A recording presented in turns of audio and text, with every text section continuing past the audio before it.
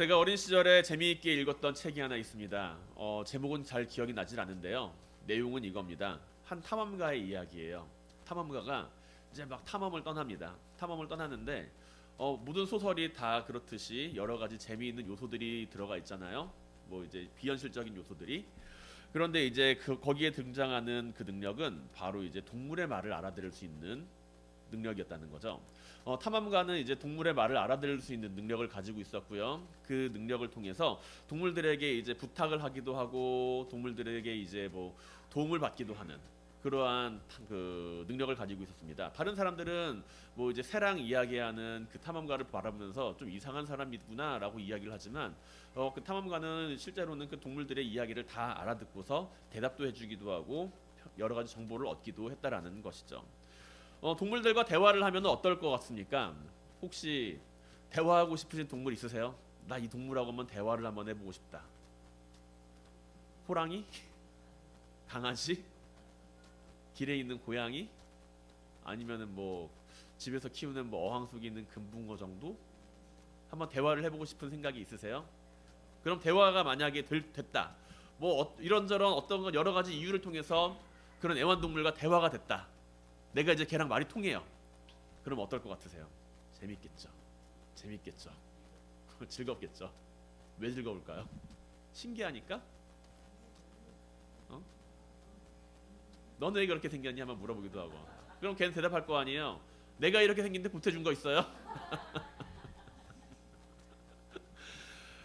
아마 강아지나 고양이를 키우는 주인이라고 한다면 한 번쯤은 생각해 봤을 겁니다. 이 강아지가 지금 나한테 뭐라고 하고 있는지, 고양이가 나한테 뭐라고 하고 있는지 궁금하실 거예요. 어, 최근에는 이제 여러 가지 그 애완동물에 대한 산업들이 많이 발전을 하잖아요. 기술도 많이 발전을 하고 그래서 이제 보면은 집안에 있는 CCTV나 뭐 감시 카메라로 그 애완동물의 상태를 관찰을 하고 그 애완동물이 이제 낑낑낑 이러거나 왈왈왈 짖으면은 얘가 지금 어떤 상태입니다라고 알려주는 그런 기능이 있는 카메라까지 있대요. 기본적인 거겠죠. 뭐 얘가 뭐 낑낑대면 아프니까 뭐 빨리 한번 가보세요. 뭐 그런 기능이라거나 아니면 얘가 월월월 짖으면은 뭐 집안에 누가 침입했나봐요라고 하면서 연락이 가는 뭐 그런 단순한 기능일 겁니다. 우리는 동물과 대화를 한다면 참으로 여러 가지를 기대할 수 있을 겁니다. 아마 여러 가지 방면으로서 다양하게 활용이 될 수가 있겠죠. 강아지가 말하는 것을 듣고 고양이가 말하는 것을 듣는 뿐만이 아니라 하늘에 날아다니는 새가 하는 말들을 다 듣게 된다면 여러 가지 정보를 접하기도 쉬울 것이고 그리고 길 잃은 사람도 그 길을 쉽게 찾을 수 있을 겁니다. 그런데 동물과 대화를 한다고 해서 동물을 학대하는 행위가 바로 사라지게 될까요? 동물을 이제 괴롭히는 사람들이 완전 없어지게 될까요? 아마 그렇지는 않다라는 것이죠. 왜냐하면 사람들은 대화가 통한다고 해서 그 사람을 존중하거나 반드시 인정하지는 않기 때문입니다. 그렇기 때문에 내가 동물과 대화를 할 수가 있어요라고 해도 그 동물과 이제 이야기를 할 때 오히려 더 짜증이 나고 답답할 수도 있어요. 평소에는 말 못하는 강아지니까 걔가 뭐 왈왈왈 짖으면 어이구 그래 어이구 그래 이렇게 쓰다듬어 주는데 만약에 그 강아지가 왈왈왈 짖는 게 주인님 왜 월급은 그거밖에 못 벌어와서 내 밥을 이렇게밖에 못 줘요? 이렇게 이야기를 한다고 생각을 해봐요. 그럼 어떻겠어요? 짜증이 나겠죠. 네가 뭔데? 내가 키우는 강아지인데 왜 나한테 그런 이야기를 하는 거야? 라고 하면서 오히려 더 화딱지가 날 수도 있습니다.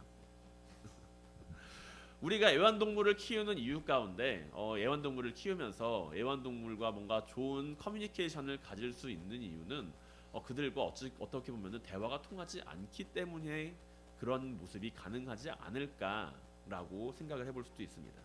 만약에 대화가 통한다고 해서 그 동물들과 더 깊은 교감의 관계를 가지거나 더 잘 그들을 이해할 수는 없다라는 거죠. 생각해 보세요. 내 배 아파서 낳은 애들 내 맘대로 되나요? 안 되죠. 근데 하물며 그 애완동물 걔랑 나랑 말이 통한다고 해서 걔를 내 마음대로 컨트롤할 수 있을까요? 어려울 겁니다. 이것은 제 상상이지만 오히려 대화가 통하지 않기 때문에 우리는 강아지나 고양이를 키우면서 그들 안에서 자기 자신만이 가질 수 있는 위로함을 가지게 되는 것은 아닐까라는 생각을 해봅니다. 우리는 주님과 대화를 하면 많은 것을 얻게 될 걸로 생각을 하죠. 내가 열심히 기도하고 주님께 기도를 해요. 그래 주님께 딱 이야기한다. 얘야, 내가 너에게 이제 특별한 명령을 내리겠다. 이야기를 하면서 대화를 합니다. 주님과 대화를 해요. 신기할 것 같죠? 재밌을 것 같죠? 엄청난 일이 벌어질 것 같죠? 진짜 그럴까요? 아마 아닐 겁니다. 도망치려고 하실걸요?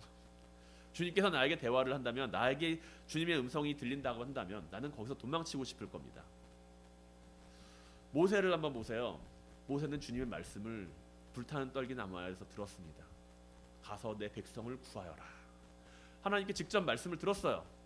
그랬더니 즉각적으로 모세가 나타내는 반응은 거절입니다. 아니요, 저 못해요. 할 수 없습니다.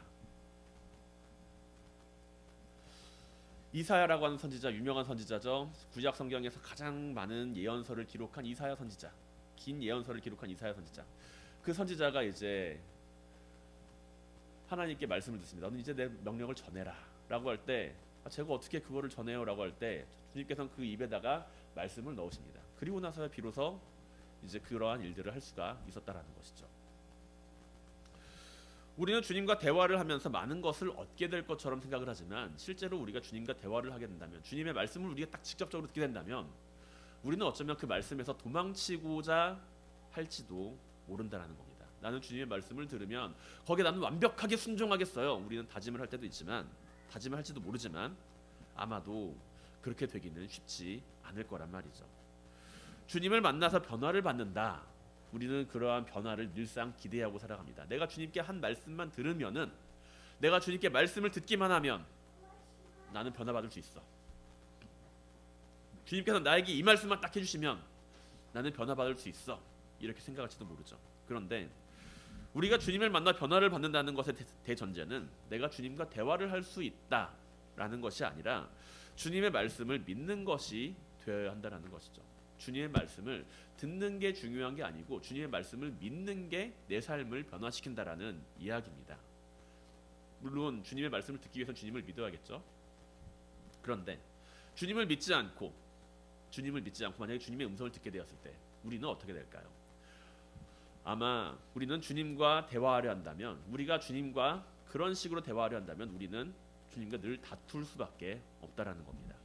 성경은 우리에게 로마서 10장 17절에서 이렇게 이야기를 하죠. 믿음은 들음에서 나며 들음은 그리스도의 말씀으로 말미암았느니라 라고요. 우리가 주님의 말씀을 읽고 묵상한다라고 하는 것은 주님의 말씀을 듣기 위함이고, 우리가 말씀을 듣는다라고 하는 것은 결국에 믿음을 가지게 될 수 있다라는 이야기입니다. 믿음을 가지고 나서 주님과 대화를 해야지, 그것도 없이 난 주님께 뭔가 대화를 한마디만, 말씀 한마디만 들으면 내가 순종할 거야 라고 하는 모습은, 그건 역설적인 모습이라는 것이죠. 오늘 본문을 보게 되면 우리는 한 무리를 만나게 됩니다. 한 무리를 만나게 돼요. 이 무리는 이제 그 눈먼 소경, 오늘 쭉 이야기가 9장부터 쭉 이어지고 있었던 그 눈먼 소경, 그것의 연장선상에 해당하는 이야기의 한 부분인데, 주님께서는 이제 예루살렘에 들어가서 눈먼 소경을 눈을 뜨게 하셨죠. 그리고 나서 이제 그 소경을 눈을 뜨게 한 걸로 말미암아 사람들한테 막 시비가 걸립니다. 시시비비가 막 걸려요. 그러고 나서 이제 양의 문에 대해서 나는 선한 목자다 막 이런 식으로 그 설명을 했죠. 그리고 나서 오늘 본문까지 이르게 됐습니다. 사람들은 주님을 믿었을까요? 안 믿었을까요? 안 믿었어요. 주님께서는 예루살렘에 들어가셨을 때가 초막절기였습니다. 주님께서 예루살렘에 들려가셨을 때가 초막절기입니다. 초막절은 이스라엘 사람들이 지키는 대표적인 3대 절기 가운데 한 가지로 예루살렘에 이제 많은 사람들이 모이는 그 절기입니다. 그런데 이제 오늘 본문은 이제 그거에서 배경이 좀 바뀌어요. 수전절이라고 나옵니다. 수전절은 중요한 3대 절기는 포함되지 않아서 어디서든 지킬 수가 있었어요. 그런데 이제 수전절로 번역된 이제 엔카니니아라는 봉헌 이 뜻을 가지고 있는 이 절기는 각 가정에서 이제 깨끗한 기름으로써 한 절기 동안 대략 일주일 정도 되는 그 기간 동안 각 집안에 불을 밝히는 그런 절기입니다. 시기상으로 생각해 보면 이제 11월에서 12월 경이라고 이야기를 하는데, 이제 요한복음 7장이 시작되는 그 초막절의 기간이 9월부터 10월까지 그 사이의 어간의 기간이었다라는 것을 생각을 해보면은 주님께서는 거의 뭐 한 대략적으로 한두 달, 길게는 한 3달 정도, 그 정도의 기간을 예루살렘에서 머무셨겠거니라고 우리는 생각을 해볼 수가 있다라는 것이죠. 지속적으로 이제 예루살렘에 머무시지 않고 뭐 이제 다른 데도 가셨다가 다시 왔다 갔다 하셨을지는 모르지만 중요한 것은 주님께서는 계속 예루살렘에 거점을 두고서 계속 계셨다라는 이야기입니다. 그리고 그 가운데 눈먼 소경도 뜨게 하셨고, 그리고 사람들에게 말씀도 전하셨고, 그리고 이제 오늘 본문에 이르는 그런 모습까지 다다르게 되셨다라는 것이죠. 예루살렘에서 이제 그 근방에서 예루살렘 혹은 성전에서 계속 머무시는 주님께서는 무엇을 하셨을까요? 많은 사람들이 주님을 찾아왔을 것이고 병자들도 고쳤을 것이며, 그리고 그들에게 말씀도 전하셨을 것입니다. 요한복음 10장 24절의 말씀은 주님의 말씀을 들은 사람들의 반응을 보여줍니다. 주님의 말씀을 듣고서 그들은 무척 혼란스러웠다는 것이죠. 유대인들이 애워싸고 이르되 당신이 언제까지나 우리의 마음을 의혹하게 하려 하나이까? 그리스도이면 밝히 말씀하소서. 이렇게 이야기를 합니다. 이들은 주님의 말씀을 들었던 자들입니다. 주님의 말씀을 듣고서 이제 마음속에 의혹이 피어올랐다라는 것이죠. 그리고 나서 이제 주님을 찾아와서 주님께서 정말 당신이 누군지, 어떻게 왜 자꾸 우리의 마음에 의혹되는 마음을 계속 불러일으킵니까? 당신이 누구인지 제대로 좀 이야기 좀 해주세요. 이렇게 이야기를 합니다. 거의 뭐 두세 달 동안, 길게는 뭐 한 달 동안, 짧게는 한 달에서 두세 달 동안 이제 그 예루살렘에 머무시는 주님께서 사람들에게 선포하시는 그 말씀이 적지 않은 영향력을 끼쳤음을 우리는 알 수 있다라는 것이죠. 이러한 모습은 유대 종교 지도자들의 마음을 불안하게 만들었습니다. 그들은 주님에 대해서 불평합니다. 당신이 언제까지 우리의 마음을 의혹하게 하려는 겁니까? 이들이 하는 불평의 의미는 매우 단순하죠. 주님께서 자기인지 누구인지 좀 분명하게 밝히면 됩니다. 그럼 문제는 모든 게 다 해결됩니다. 그럴 뜻 아닙니까? 지금 주님께서 자신이 누구인지 분명히 밝히지 않음으로써 자신들의 마음이 지금 억류되어 있는 상태다라고 불평하고 있는 겁니다. 그러나 주님께서는 이들에게 분명히 말씀을 하셨어요. 내가 누구인지, 나는 선한 목자다, 나는 양의 문이다, 나는 인자는 하나님의 뜻대로 행하는 사람이다 라고 분명히 말씀을 하셨어요. 그러나 주님께서 말씀에 대하여 그 유대 종교 지도자들은 주님을 향하여 의혹에 빠지게 만드는 사람으로 여기고 있었다라는 것이죠. 누군가와 대화를 하면서 그 대화가 어긋나는 것을 경험해 본 적이 있으신가요? 누군가와 대화를 합니다. 쭉 대화를 하는데 그 대화가 뭔가 매끄럽지 않아요. 대화를 하는데 뭔가 좀 핀트가 안 맞는 것 같기도 하고, 뭔가 이 사람이 내 말을 잘 듣는 건지 안 듣는 건지 잘 모르겠으면서 뭔가 말이 잘 이어지지가 않아요. 대화가. 그런 적 혹시 없으세요? 있으시죠? 한 번쯤은. 상대방이 나한테 집중하고 있지 않을 때, 아니면 내가 상대방이 나랑 다른 생각을 하고 있을 때, 아니면 상대방과 나의 수준이 너무 다를 때. 사과에 대해서 얼마나 맛있는지에 대해서 설명하는데 상대방이 그 말에 집중하지 않고 딴짓을 하고 있거나 내가 좋아하는 것은 배니까 배가 더 맛있어요 라고 하면 대화는 더 이상 성립하지 않습니다. 대화가 점점 힘들어지게 될 겁니다. 우리는 대화를 통해서 상대방을 알아가고 이해할 수 있지만, 대화라고 하는 것은 일방적으로 행해지는 것이 아니라 상대방과 이제 손뼉과 손뼉이 마주치는 모습이라고 할 수가 있죠. 재미있는 사람과 대화를 하면은 왜 재미있을까요? 그 사람이 내 말에 잘 맞장구를 쳐주고 그 사람이 하는 말이 재밌어서 내가 맞장구를 잘 치니까요. 그러니까 대화가 재밌죠. 풍짝이 잘 맞아야 대화도 재밌습니다. 그런데 그것은 이제 같은 수준의 대화가 이루어질 때 가능한 일이라는 것이죠. 한 사람은 이제 대학 수학 교수이고, 한 사람은 이제 초등학생, 매우 어린 아이, 그런 수준의 이제 두 사람이 대화를 한다라고 한다면 그 대화가 잘 이루어질까요? 그렇지는 않을 겁니다. 아마 이 대학 교수 정도 되는 사람이 초등학생 정도 되는 사람 수준에 맞춰서 그 대화를 하겠죠. 초등학생 수준에 되는 사람은 그 높은 대화에 대해서 영역을 들어갈 수는 없기 때문에 자신이 가지고 있는 최대한의 지식을 통해서 대화를 하게 될 겁니다. 그렇다면 이 대화는 어떻게 성립이 되는 걸까요? 많이 알고 있는 사람이 적게 알고 있는 사람의 수준에 맞춰서 대화를 할 때 그 대화가 성립이 됩니다. 만약에 이러한 상황에서 수학에 대한 지식이 부족한 사람이 자신이 맞다고 빠득빠득 우겨요. 1 더하기 1이 3이라고 계속 우깁니다. 왜 1 더하기 1이 3인지 자기가 그냥 알고 있는 모든 지식을 다 가지고서 빠득빠득 우겨요. 그러면은 답답합니다. 이 교수 입장에서는 답답하겠죠. 왜 저 사람은 저딴 이상한 말을 하는 것인가? 라고 이야기를 하겠지만, 그렇게 어거지로 이야기를 해도 인내심을 가지고 틀렸다라는 것을 이야기를 해도 자꾸 맞다라고 우기면 결국엔 대화는 성립하지 않습니다. 바리새인들은 주님을 향하여서 당신이 우리의 마음을 미혹하였다라고 이야기를 합니다. 주님께서 하시는 말씀을 들었어도 그들이 가진 초등교사로서의 지식으로 가지고 있는 그 율법을 통하여서는 주님께서 하시는 말씀을 온전히 이해할 수 없었기 때문이라는 것이죠. 그들이 멍청하거나 무식하거나 미련하다는 이야기가 아닙니다. 그들도 분명히 지식이 있는 사람이에요. 당대의 똑똑한 사람들이었습니다. 율법적으로는 그 누구와도 비교할 수가 없는 사람들이었어요. 우리가 그 사람들을 굉장히 우습게 보는 경향이 좀 있긴 한데, 바리새인들 흥 하면서 좀 우습게 보는 경향이 있긴 한데, 우리가 우습게 볼 만큼 그렇게 멍청한 사람들은 아니라는 거죠. 그 사람들은 똑똑한 사람들입니다.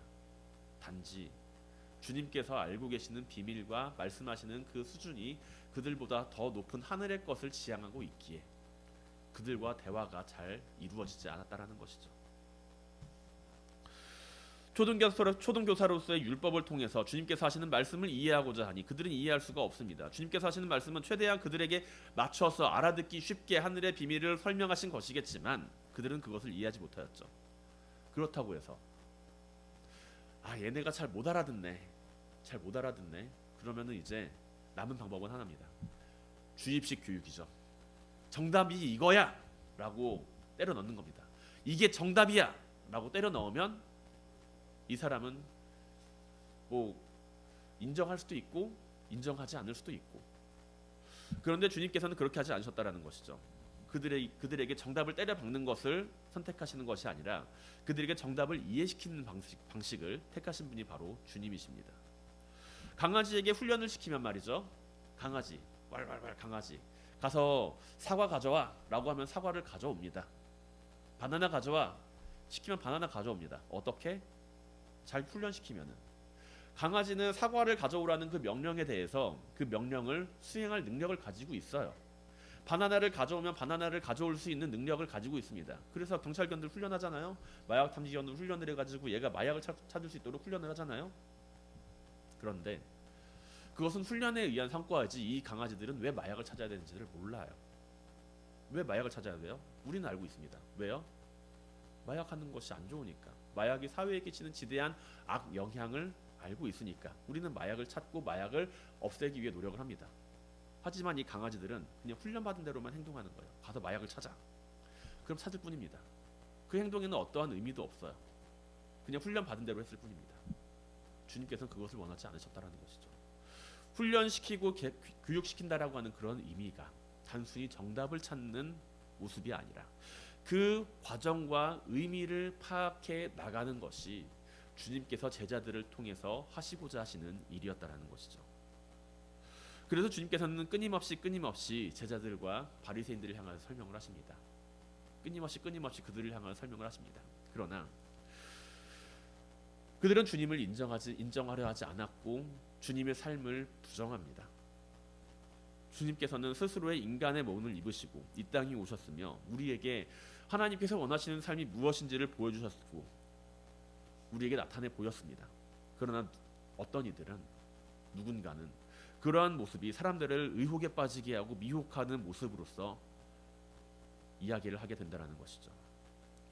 주님께서는 우리의 수준에 맞춰서 이 땅에 오셨고 우리의 수준에 맞춰서 사람들에게 이야기를 하셨고 우리의 수준에 맞춰서 알 수 있게 그 삶으로 하나님의 길을 나타내 보여주셨습니다. 주님께서는 부족한 사람들에게 맞추어 하나님의 구원을 몸소 나타내 보이셨다라는 것이죠. 사랑하는 성도 여러분, 주님의 말씀이 우리 가운데 있길 원합니다. 주님의 말씀이 우리를 미혹하는 것으로 남아있는 것이 아니라 그 말씀을 믿음으로 듣고서 주님을 따를 수 있게 되길 바랍니다. 주님께서는 우리를 미혹시키거나 거짓말을 말씀하시는 분이 아니라는 것이죠. 주님을 따르는 것은 우리가 주님의 말씀에 대하여 현혹되었기 때문에 내가 주님의 말씀을 듣고서 거기에 현혹되어서 그것을 따라가는 것이 아니라 그 말씀을 듣고서 주님께서 보여주신 그 삶과 진리의 말씀을 통해서 그것이 참된 진리이며 생명이 됨을 깨달아 알고 있기에 주님을 믿고 따를 수 있는 자들이 되는 것입니다. 이 세상을 살면서 우리는 늘 주님에 대하여 갈등하고 고민하며 살아갑니다. 주님을 믿는 게 맞을까? 안 믿는 게 맞을까? 진짜일까? 가짜일까? 참일까? 거짓일까? 이것은 누구나 다 피해갈 수 없는 질문이죠. 내가 주님을 믿어야 하는가 아니면은 그냥 안 믿고 그냥 살아도 되는가? 아무도 이 질문을 벗어날 수는 없습니다. 믿든지 거부하든지 둘 중에 하나를 선택할 뿐이라는 것이죠. 우리를 위해 이 땅에 오신 주님, 그 주님을 믿게 되고 아니면 믿지 않게 되는 그 결과에 따라서 단지 인생의 성공과 실패라고 하는 결정적인 결과만이 남게 될 뿐입니다. 우리를 위해 이 땅에 오신 주님을 따르면서 언제나 구원과 생명의 주인이 되시는 주님을 우리의 구세주로 믿는 믿음의 고백을 가지고 살아가는 모든 성도님들이 되시기를 주님의 이름으로 간절히 축원드립니다. 주님에 대한 말씀을 듣고서 사람들이 주님을 믿지 못하는 모습은 어제 오늘의 일이 아니에요. 우리가 주님을 따르는 그런 모습을 바라보면서 어쩌면 사람들은 너 그 종교에 미혹됐어, 속고 있어, 현혹된 거야 이렇게 이야기를 할지도 모릅니다. 예수 종교에 빠져서 미혹됐다라고 말을 할지도 모르죠. 그러나 한편으로는 이러한 모습은 너무 당연한 것일 수도 있습니다. 왜냐하면 주님께서도 말씀하실 때 그 자리에 있던 사람들조차도 주님께서 직접 말씀을 하신 그 말씀을 들었던 현장에 있던 사람들조차도 그렇게 행동을 했기 때문이라는 것이죠. 주님께서 직접 말씀하실 때도 그 당시에 있던 사람들도 그것을 알아듣지 못하고 이해하지 못한 채 주님을 미혹하는 자라고 이야기를 하고 있는데 그 말씀을 직접 듣지도 않은 사람이 그 말씀을 우리를 통해서 전해 듣는 사람이 얼마나 그것을 완벽하게 이해할 수가 있을까요? 우리가 아무리 잘 전달한다라고 해도 직접 그것을 전해 들은 사람조차도 그것을 알아듣지 못했는데 우리가 아무리 잘 전달한다고 해서 그것을 완벽하게 100% 퍼펙트하게 전달할 수는 없다라는 것이죠. 그렇기 때문에 우리는 성령의 도움이 필요하다는 겁니다.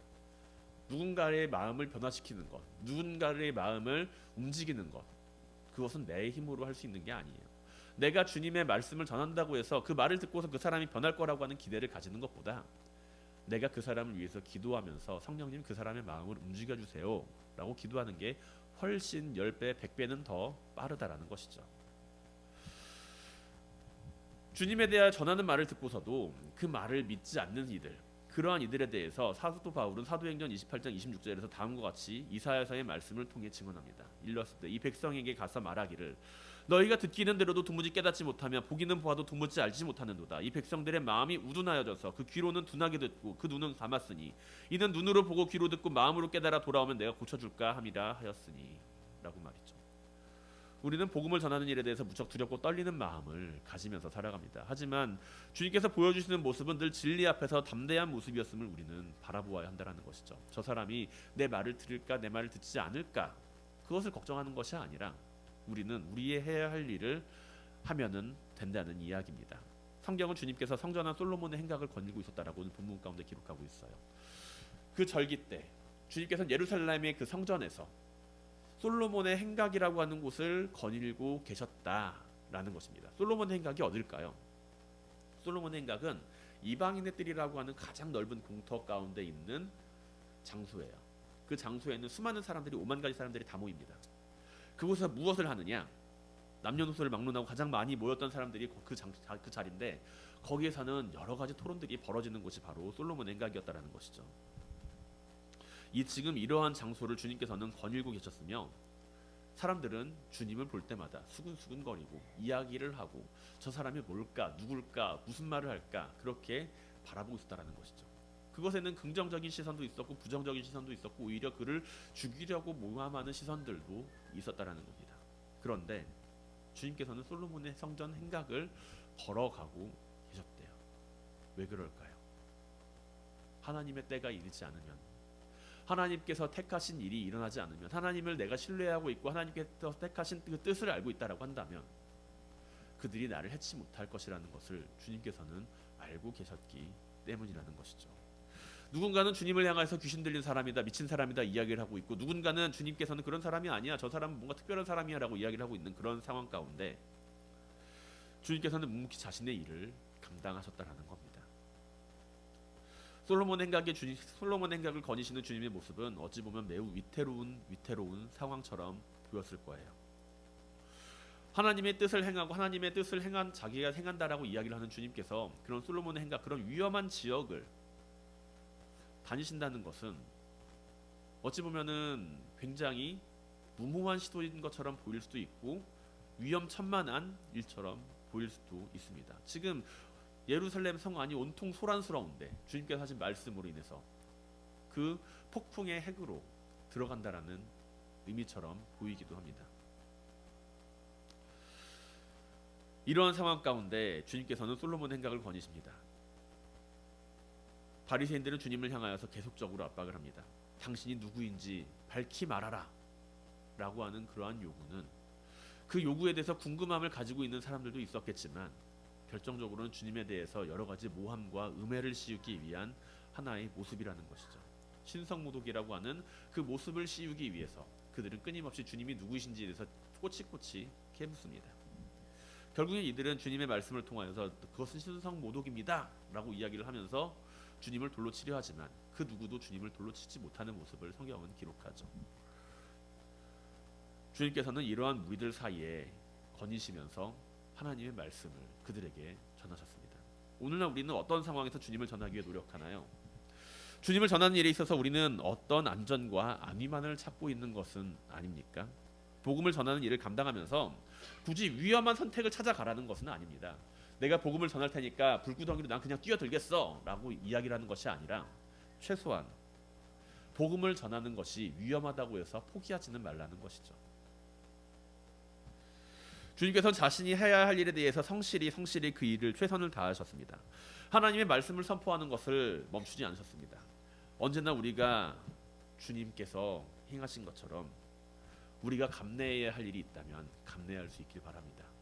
우리가 해야 할 일이 있다면 할 수 있기를 바랍니다. 우리가 하나님께서 원하시는 그 일을 해 나갈 수 있는 믿음과 용기를 가지고 이 세상을 살아갈 수 있길 바랍니다. 하나님의 뜻을 이루어가는 가운데 우리는 하나님의 뜻을 이루어 나가는 도구로서 이 세상을 살아가는 것이며 우리는 이 세상을 바꾸는 존재가 아니라 이 하나님의 뜻을 이루어가는 존재가 되어야 할 것입니다.